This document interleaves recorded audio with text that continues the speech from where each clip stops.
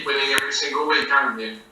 Yeah, very simple and easy. So we'll do our best to do that, and yeah, we're looking forward to tomorrow. Another big game against another good side, a different task compared to the last game, but we're ready for it and we're looking forward to it.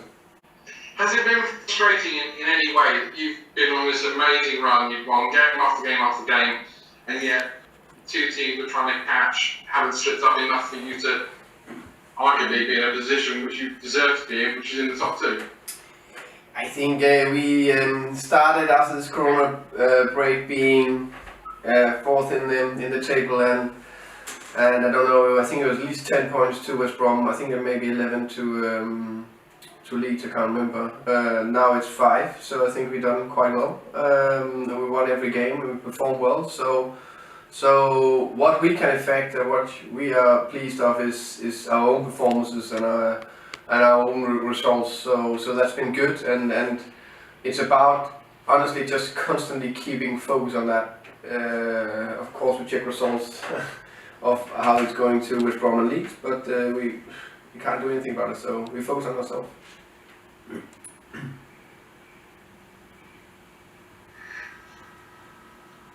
It's not downheartening in any way then when you win and then you see Leeds going with 5-0, and when you were hoping it would slip up.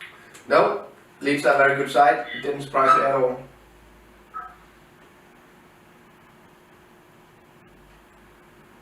I want to focus on one of your players. I've seen the last 2 games against Wigan home, and then obviously I was there the other night when we beat Charlton. Josh De Silva, for me, is an outstanding young player. Can you just talk a little bit about him? Yeah, Josh is he's a very promising young player. I think he done very well over the last 2 years here at Brentford, developing into be more and more mature and complete player. We all know his skills on the ball, where I think he got that ability to not only have the pass but also the 1v1 action, which is not that often you see that in a midfielder in the middle of the pitch, and also a very nice finish with his left foot. But what I like the most is the way he's grown as a person, as a player, in terms of the defensive side of the game. We've been working on very much, but also his work ethic is bang on. If you see, there was a situation against Charlton. We tried to make a free kick combination on the edge of the box in the second half, just to Silva and Emi. And it didn't work out, so the team needs to sprint back 50 yards, and that was maybe 70 minutes into the game, and Josh just sprinted back and hit his personal highest number ever. Just show that's a very good example of his work ethic, and that's one of the reasons why he is where he is now. Just 2 more quick questions from me. First of all, on Derby, I mean, they seem to really have picked up since the turn of this calendar year with the arrival of Wayne Rooney. Sometimes when you're a star player, they don't have that much of an influence, but he certainly has. Yeah, but Derby, I think since January, I think they've been better and better. I think they're one of the best teams on the ball, so we definitely need to run after the ball a lot more than we're used to tomorrow, and we need to be able to be patient, be calm, be disciplined in that aspect of the game, but also press with a very good intensity, because on the ball I think they are a top team in this division. And Wayne Rooney, I can just see is a top quality player, that he can dictate the game. So of course he's one that we are aware of, and we need to do our very best to close down to make sure we can play this game on our terms. And finally, I've described you on the radio as being Brentford as being a winning machine. They just win games. They know how to win games, be it in a Spanish way or like the other night when you're behind and you win a game even though you're not playing at the very best. If you keep it going for 2 more weeks or 3 more weeks, you'll make history in this club. Is that pressure on you at all in any way, shape or form? I think when you are head coach or manager, there will always be a kind of pressure. If you are losing a lot, there'll be one type of pressure. If you are winning and losing, there'll be another type. And when you're winning a lot, there'll also be a kind of pressure. So we need to deal with it and flourish in that and enjoy it. And I am very much in the moment because we are in a top place. You can just see the lads just go out there and enjoy playing football. They should do. They're playing the top team with a unique togetherness. So we are doing our very, very best, and that is difficult, to try to stay in the moment and focus on what we can affect and do all we can to win the next game, and that's tomorrow against Derby. Thanks, Thomas. Good luck. Thank you. Okay, Phil, do you want to go now? Hi, Thomas. Hi, Phil. Just reflecting back on the previous night, the day of the win. We've talked about this before, but the credit that goes to your strength and conditioning work, to your fitness work, to the players' attitude really through lockdown as well, to be absolutely prepared for these games. Because in the end, you wore Charlton down physically as well, didn't you, with the way that you played? I mean, that's going to be key in these games that remain, even if there's 3 more beyond the end of the regular season. Yeah, I agree. We know there's everything between 4 and 7 games to the end of this season, and we're always talking about the games in the championships are coming thick and fast. But we need to find a new impression for this period is even more. And when it's like that, our fitness level needs to be bang on. Our recovery sessions and the players' 24/7 pro mentality need to be bang on. And as you said, Phil, I've praised my performance team, my medical staff, and the players from actually day 1 of the lockdown until now. They've done a top job. So we are in a good place. We also know that momentum and the confidence just give us a little bit more. So when you're on a ride, you forget you're tired. And you just keep going. But I also mean, and you can see that every minute we're playing, we're only getting stronger. So against Charlton, that we knew would be a difficult game also before, and of course it didn't help. We went 1-0 down after 8 minutes, but we just knew if we did what we do, move the ball well, then in the end of the game we will be a stronger side. Would it be enough? You never know, but that's a good chance.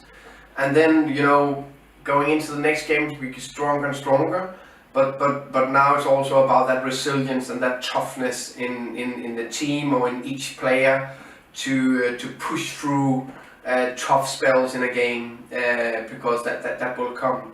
And this was the first, you know, minor setback we had since we restarted again, and we managed that, and that gave us an extra boost. So if we go 1-0 down against Derby, hopefully we are as good as against Charlton to manage it.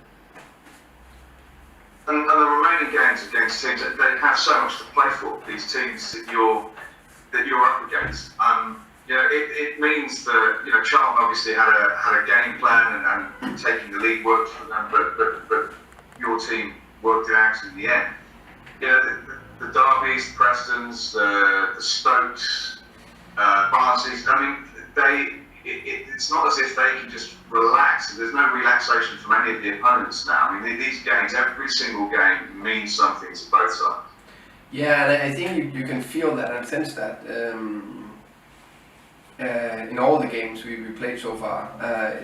It's the end of the season, and if you have something to play for, even if it's in the top and the bottom, you just feel there's an extra tension, there's an extra willingness, there's an extra commitment to really be bang on for whatever the reason is. So it's going to be tough. I'm expecting an extremely tough game against a very good Derby side who's been extremely good since January, and we know we will need to run more off the ball, off the ball, but we're ready for that. We debated on Tuesday whether you were rotating your squad or shuffling your pack when it came to the players of the changes that met. We decided you were shuffling your pack. It certainly wasn't wholesale changes.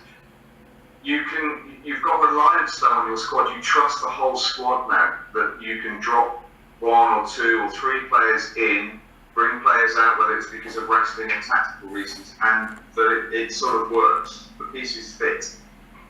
Yeah, 100%. And it's always that combination of how many changes do you need to make or want to make in terms of keeping the rhythm. I 100% trust my squad and the players, and then there's some players who haven't been on the pitch yet.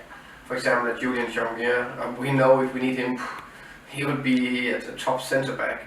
We have the young Luka Radic, who also played minutes for us. I trust him. We have Dominic Thompson that I know when we need him, he's ready. I see that every single day on the training pitch, instead of Rico Henry, for example.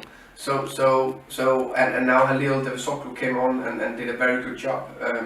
So when we need them, they're ready. They do a top job, honestly, on the training pitch. I saw it again today in the end of the session after the main bits of the tactical bits. They were bang on. They trained with a top intensity. So they're ready, and that's a pleasure. And they also see now that it doesn't need to be a specific. Doesn't need to be Tarek Fosso who comes in instead of Brian.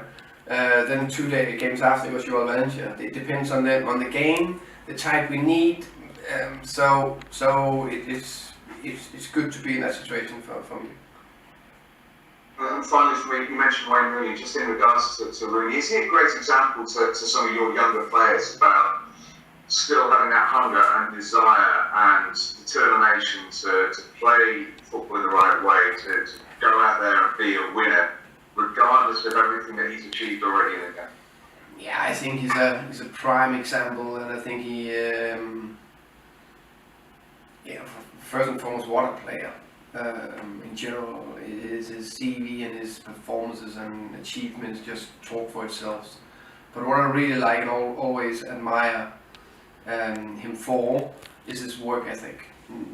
No matter if he was 16 years old breaking through again for Everton, or being the main man at Man United, the best team in the world at that time, or being one of the best in the world at that time, or in the end of his career at Man United, always worked unbelievable hard.